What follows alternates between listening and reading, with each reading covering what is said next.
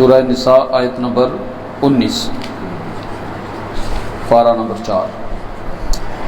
اعوذ باللہ من الشیطان الرجیم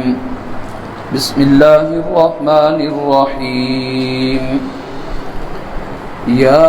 ایہا الذین آمنوا لا یحل لکم ان ترثوا النساء کرہا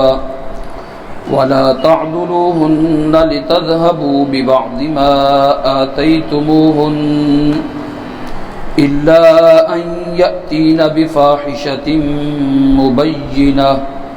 وعاشروهن بالمعروف فإن كرهتموهن فعسى أن تكرهوا شيئا ويجعل الله فيه خيرا كثيرا. وَإِنْ أَرَدْتُمُ اسْتِبْدَالَ زَوْجٍ مَّكَانَ زَوْجٍ وَآتَيْتُمْ إِحْدَاهُنَّ قِنطَارًا فَلَا تَأْخُذُوا مِنْهُ شَيْئًا أَتَأْخُذُونَهُ بُهْتَانًا وَإِثْمًا مُّبِينًا وَكَيْفَ تَأْخُذُونَهُ وَقَدْ أَفْضَىٰ بَعْضُكُمْ إِلَىٰ بَعْضٍ وَأَخَذْنَ مِنكُم مِّيثَاقًا غَلِيظًا.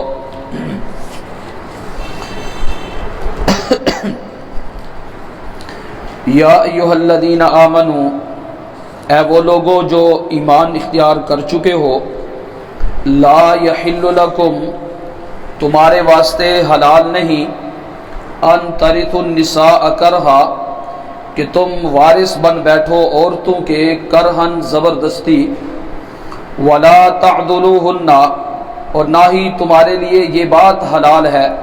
کہ تم روک کر کے ان کو رکھو، لتذهبوا ببعض ما آتیتموہن، تاکہ تم اڑا کے لے جاؤ بعض وہ چیز جو تم نے ان کو دے رکھی ہے، الا ان یأتین بفاحشۃ مبینہ، ہاں ایک صورت ہے کہ وہ عورتیں بے حیائی کا، کھلی بے حیائی کا ارتکاب کریں. وعاشروہن بالمعروف، اور تم زندگی بسر کرو ان کے ساتھ بالمعروف، بھلے طریقے سے. فإن کرہتموہن، پس اگر تم ان کو ناپسند کرو، فعسى ان تکرہوا شیئا، تو شاید کہ تم کسی چیز کو ناپسند کرو، وَيَجْعَلَ اللَّهُ فِيهِ خَيْرًا كَثِيرًا، اور اللہ تبارک و تعالی اس میں بہت خیر رکھ دے. وَإِنْ أَرَدْتُمُ اسْتِبْدَالَ، اور اگر تم بدلنا چاہتے ہو،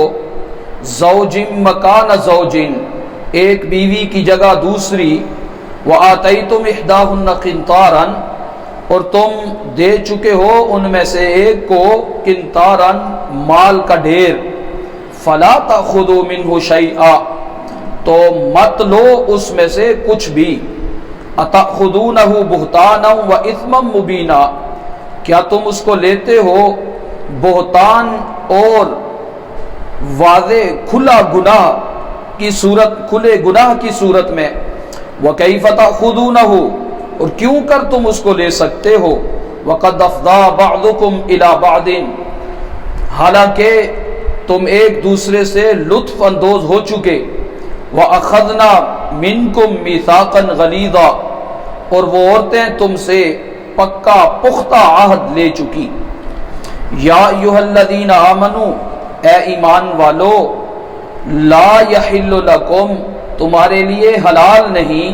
ان ترثوا النساء کرہا، کہ تم عورتوں کے وارث بن بیٹھو کرہن زبردستی. وَلَا تَعْضُلُوهُنَّ، اور تم مت روکو ان کو، لِتَذْهَبُوا بِبَعْضِ مَا آتَيْتُمُوهُنَّ، تاکہ تم لے جاؤ بعض وہ مال جو تم نے ان کو دیا. إِلَّا أَن يَأْتِينَ بِفَاحِشَةٍ مُّبَيِّنَةٍ، سوائے اس صورت کے کہ وہ کھلی بے حیائی کا ارتکاب کریں. وَعَاشِرُوهُنَّ بِالْمَعْرُوفِ، اور تم رہو سہو ان کے ساتھ بھلے طریقے سے. فَإِن كَرِهْتُمُوهُنَّ، پس اگر تم ان کو ناپسند کرتے ہو، فَعَسَىٰ أَن تَكْرَهُوا شَيْئًا، تو شاید کہ تم ناپسند کرو کسی چیز کو. وَيَجْعَلَ اللَّهُ فِيهِ خَيْرًا كَثِيرًا، اور اللہ تبارک و تعالی اسی چیز میں بہت ہی خیر رکھ دے۔ وَإِنْ أَرَدْتُمُ اسْتِبْدَالَ، اور اگر تم چاہتے ہو بدلنا، زوجن بیوی کا، مکان زوجن دوسری بیوی کی جگہ، وَآتَيْتُمْ إِحْدَاهُنَّ قِنْطَارًا، اور تم نے دے رکھا ہے ان میں سے کسی ایک کو قنطاراً مال کا ڈھیر، فَلَا تَأْخُذُوا مِنْهُ شَيْئًا، تو مت لو اس میں سے کچھ بھی، أَتَأْخُذُونَهُ بُهْتَانًا وَإِثْمًا مُبِينًا، کیا تم لیتے ہو اس کو بہتان لگا کر، وَإِثْمًا مُبِينًا، اور کھلے گناہ کا ارتکاب کر کے، وَكَيْفَ تَأْخُذُونَهُ، اور کیوں کر تم لے سکتے ہو اس کو، وَقَدْ أَفْضَىٰ بَعْضُكُمْ إِلَىٰ بَعْضٍ، حالانکہ تم ایک دوسرے سے لطف اندوز ہو چکے، وَأَخَذْنَا مِنْكُمْ مِيثَاقًا غَلِيظًا، اور وہ عورتیں بھی تم سے پختہ عہد لے چکی۔ گزشتہ سے پیوستہ جو درس تھا اس میں خواتین کے ساتھ جو ناروا سلوک زمانہ جاہلیت میں عرب کے معاشرے میں رواج پذیر تھا اس کی تردید فرمائی گئی، اور اچھے برتاؤ کی تلقین کی گئی، اور ساتھ میں اعلیٰ طریقہ جو اس میں ہونا چاہیے اس کو اپنانے کا حکم دیا گیا، اور پھر توبہ کا مضمون درمیان میں اسی حوالے سے ذکر ہوا کہ توبہ اللہ تبارک و تعالی تب تک قبول کر لیتا ہے جب تک کہ بندہ فرشتوں کو سامنے نہیں دیکھ لیتا، موت کی کیفیت جب تک طاری نہیں ہوتی تب تک اللہ تبارک و تعالی بندوں کی توبہ قبول فرماتا رہتا ہے۔ ایک صحیح حدیث میں آتا ہے، آپ علیہ الصلوۃ والسلام نے ارشاد فرمایا، شیطان نے قسم کھائی تھی کہ اے اللہ،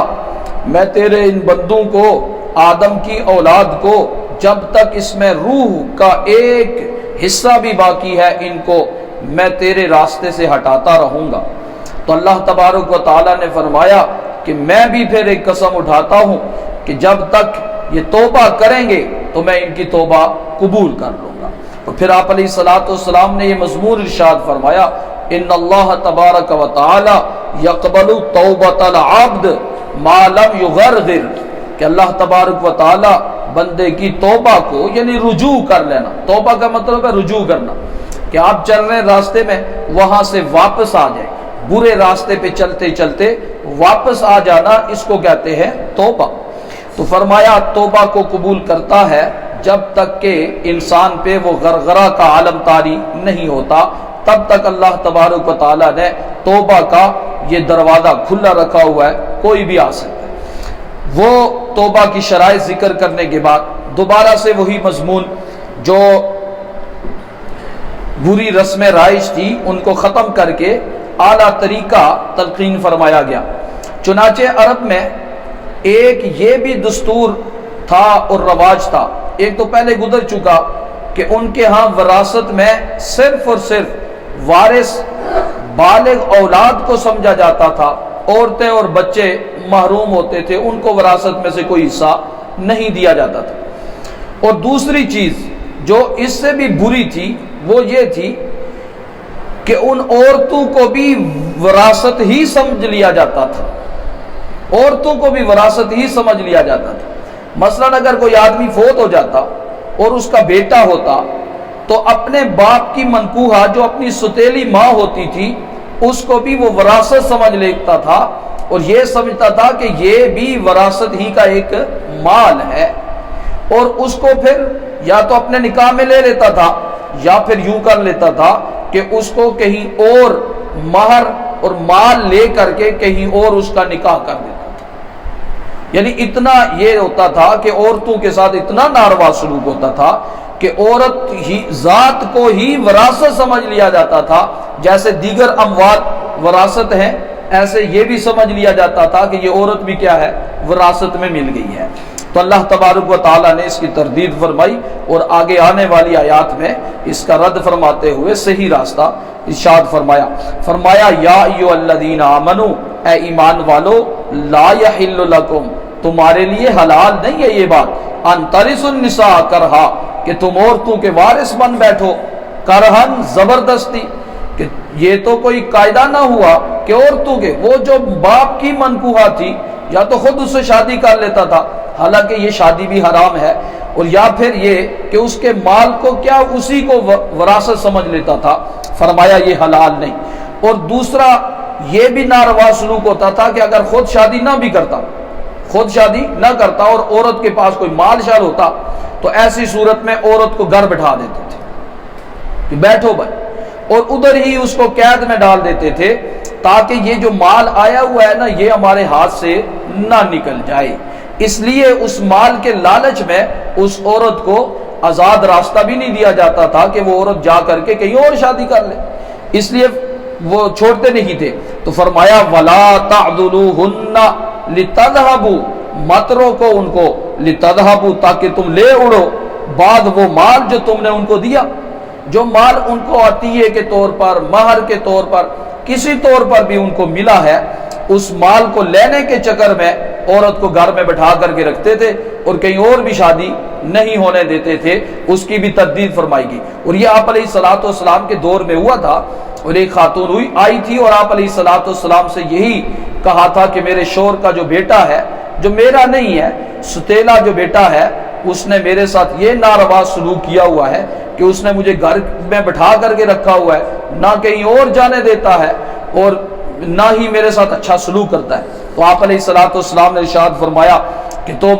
اپنے روکے رکھو، رکی رہو وہاں، اللہ تبارک و تعالیٰ تمہارے لیے کوئی راہ ہموار کرے گا اور راہ نکالے گا۔ چنانچہ اس موقع پر یہ آیت اتری۔ ہاں ایک صورت ہے کہ عورت کو گھر میں بٹھا کر کے رکھا جا سکتا ہے، جو پہلے بھی گزر چکی ہے، واللاتی یأتین الفاحشۃ من نسائکم، ابھی پیچھے رکوع میں گزری، وہ کیا، الا ان یأتین بفاحشۃ مبینہ، ہاں یہ ہے کہ اگر وہ بے حیائی کا ارتکاب کریں یعنی زنا کا ارتکاب ہو جائے تو ایسی عورت کی شروع اسلام میں سزا یہ مقرر ہوئی تھی کہ ہمیشہ کے لیے اس کو قید میں ڈال دو اور کبھی بھی مت چھوڑو۔ لیکن پھر یہ حکم جو ہے وہ سورہ نور کی ان آیتوں سے منسوخ ہو گیا کہ ہاں اب اگر کوئی زانیہ عورت ہے یا زانی مرد ہے اور اس نے شادی ابھی تک نہیں کی تو اس کو 100 کوڑے مارو، اور اگر شادی شدہ ہے تو رجم کر دو، ایسے لوگوں کو زمین پر رہنے کی کوئی اجازت نہیں۔ وَعَاشِرُوهُنَّ بِالْمَعْرُوفِ، عورتوں کے ساتھ بھلے طریقے کے ساتھ رہو، اور آگے ایک دستور ارشاد فرمایا فَإِن كَرِهْتُمُوهُنَّ، عورت اگر اچھی نہ لگے، اگر تمہیں وہ اچھی نہ لگتی ہو، ناپسند کرتے ہو، تو شاید تم جس چیز کو ناپسند کرو اللہ نے اسی چیز میں بہت ساری کیا رکھی ہو، خیر رکھی ہو۔ یہ ایک نکاح کا قانون سمجھا دیا کہ جب آدمی کوئی شادی کرتا ہے تو شادی کر کے اگر عورت جو ملی ہے اس کو بدصورت مل گئی، اچھی شکل والی نہیں ملی، تو آدمی اس وجہ سے کہ یہ اچھی شکل والی نہیں ہے فی الفور اس کو طلاق دے دے، ایسا نہیں کرنا چاہیے۔ فوراً دل برداشتہ ہو کر کے فیصلہ نہیں کرنا چاہیے کہ عین ممکن ہے کہ اللہ نے صورت تو نہیں دی لیکن اخلاق ایسے دے رکھے ہوں، کوئی اور ایسی خوبیاں ہوں کہ جو اس ازدواجی زندگی میں حسن صورت سے زیادہ اہمیت کی حامل ہوتی ہے، حسن صورت سے زیادہ ان کی اہمیت ہوتی ہے۔ تو اگر انسان اس کو موقع دیتا رہے گا اور اس کی وہ خوبیاں ظاہر ہونا شروع ہو جائیں گی تو یہی انسان جو اس کی بدصورتی سے بدظن ہو کر کے یہ اس کو طلاق دینے پر آمادہ ہوا تھا، اب اس کے اس حسن سیرت کے اوپر فریفتہ ہو جائے گا۔ اس لیے کہا پھر فور فیصلہ مت کرو، یا شوہر کے ساتھ چونکہ ایک نیا رشتہ ہے اور نیا رشتہ ہے یہ قائم ہوا ہے، اب اس بنیاد پر عین ممکن ہے دونوں کی عادتیں مختلف ہوں، تو شروع میں اگر صورت تو اچھی ہے لیکن کچھ اس طرح کی عادتیں ہیں جو شوہر کو اچھی نہیں لگتی، تو پھر بھی ساری کی ساری وہ خوبیاں تو اس نے نہیں دیکھی کہ پھر فور وہ فیصلہ کر لے، اس لیے اس کی خوبیاں اس کو موقع دینا چاہیے کہ وہ خوبیاں ظاہر ہو جائے، پھر بھی اگر نباہ نہ ہو تو ایسی صورت میں آخری درجے آخری چارہ کار یہ ہونا چاہیے کہ بندہ کیا کرے، طلاق کا اقدام کرے۔ ہمارے ہاں یہ ہوتا ہے کہ شروع میں ہی یہ فیصلہ کر کے پھر مفتی صاحب کے پاس دوڑتے ہیں اور مفتی صاحب جی 3 طلاقیں دے دی ان کی کرا، بھائی ان کی کرنا ہے، ان تو کچھ بھی نہیں ہو سکتا، جب 3 طلاقیں دے دی ہیں تو آپ تو فارغ ہو گئے۔ اب مفتی صاحب اگر حلال کر بھی دے گا تو حلال نہیں، حرام ہے اللہ کے یہاں، اس لیے اگر شروع میں ہی سوچ لینا چاہیے، اس لیے قرآن یہ نصیحت کر رہا ہے فَإِن كَرِهْتُمُوهُنَّ، اگر تمہیں ناپسند ہوں نا تو بھی فی الفور اقدام مت کیا کرو، بلکہ عین ممکن ہے کہ کوئی چیز تمہیں ناپسند ہو لیکن اللہ نے اسی میں کیا رکھی ہو، بڑی خیر رکھی ہو۔ ایک بزرگ تھے بڑے، وہ کہیں باہر نکلے ہوئے تھے، ان کا مرید گھر میں آیا، آ کر کے دستک دی، اور دستک دی تو اندر اماں جی نے دروازہ سے اندر سے پوچھا کہ کون؟ انہوں نے کہا جی میں فلاں ہوں، اور پیر صاحب کدھر ہیں؟ کہا گیا ہوا ہے کہیں باہر، پتہ نہیں کدھر چلا جاتا ہے اور واپس نہیں آتا۔ اس نے کہا وہ اتنے بڑے پیر صاحب اور ہم ان کے مرید ہیں اور یہ اندر معاملہ تو کچھ اور چل رہا ہے، چنانچہ یہ تو بڑی بری بات ہو گئی۔ تو جب پیر صاحب سے ملاقات ہوئی تو ان سے پوچھا کہ حضرت یہ کیا ماجرا ہے؟ انہوں نے کہا اسی کی بڈھی کی وجہ سے تو میں پیر بن گیا، کہ اس کی یہ کڑوی کسیلی جو ہے نا وہ میں سہ سہ کر کے اللہ نے مجھے یہ والا رتبہ مقام دے دیا ہے۔ اس لیے فَإِن كَرِهْتُمُوهُنَّ، اگر ناپسند ہو نا تو بھی یہ نہیں کہ فی الفور اقدام کر دو اور فوراً طلاق والا وہ تیر استعمال کر لو۔ اس لیے آپ علیہ الصلوۃ والسلام نے ارشاد فرمایا ان ابغض المباحات عند اللہ الطلاق، کہ سب سے مبغوض ترین جائز کاموں میں سے جو چیز ہے وہ کیا ہے؟ طلاق ہے۔ اور ایک روایت میں آپ علیہ الصلوۃ والسلام نے ارشاد فرمایا ان اللہ فرمایا تزوجوا ولا تطلقوا، شادیاں کرو طلاقیں مت دیا کرو، ان اللہ لا يحب الزواقین والزواقات، کہ اللہ تبارک و تعالی یوں چک کر کے فارغ کر دینے والوں کو اللہ پسند نہیں کرتا، چکھنے والیوں کو بھی پسند نہیں کرتا اور چکھنے والوں کو بھی پسند نہیں کرتا۔ تو گویا یہ ایک راستہ دیا اور سمجھایا کہ فی الفور اس طرح کا اقدام مت کیا کرو۔ ہاں بہت مجبوری ہو جائے، بہت مجبوری ہو جائے، آخری چارہ کار کے طور پر کرنا ہی چاہتے ہو، وَإِنْ أَرَدْتُمُ اسْتِبْدَالًا، اگر تمہارا ارادہ ہو ہی گیا ہے بدلنے کا، زوج مکان زوج، بیوی کی جگہ دوسری بیوی لانے کا، کہ اس کو چھوڑ کر کے دوسری لانی ہے، تو ایسی صورت میں وَآتَيْتُمْ إِحْدَاهُنَّ قِنْطَارًا، تم نے اس عورت کو ڈھیر سارا خزانہ دے دیا، چاہے وہ بطور عطیہ ہدیہ کے دیا ہے یا مہر کے طور پہ دے دیا ہے، فرمایا فَلَا تَأْخُذُوا مِنْهُ شَيْئًا، مرد بنو اس میں سے کچھ بھی مت لو، جو ایک دفعہ دے دیا ہے ہدیہ کر دیا، مہر تو عورت کا حق ہے، جو ہدیے دے دیے ہیں اس میں سے مت لو، کیونکہ ہدیہ دے کر کے واپس لینے والا ایسا ہی ہے جس طرح کہ کتا کہہ کر کے واپس چاٹ لیتا ہے۔ اس لیے مرد بنو اور مرد والی شان اپناؤ، اس میں سے کچھ بھی واپس مت لو۔ ہاں اگر عورت میں اس طرح کی کوئی چیز ہے کہ وہ تو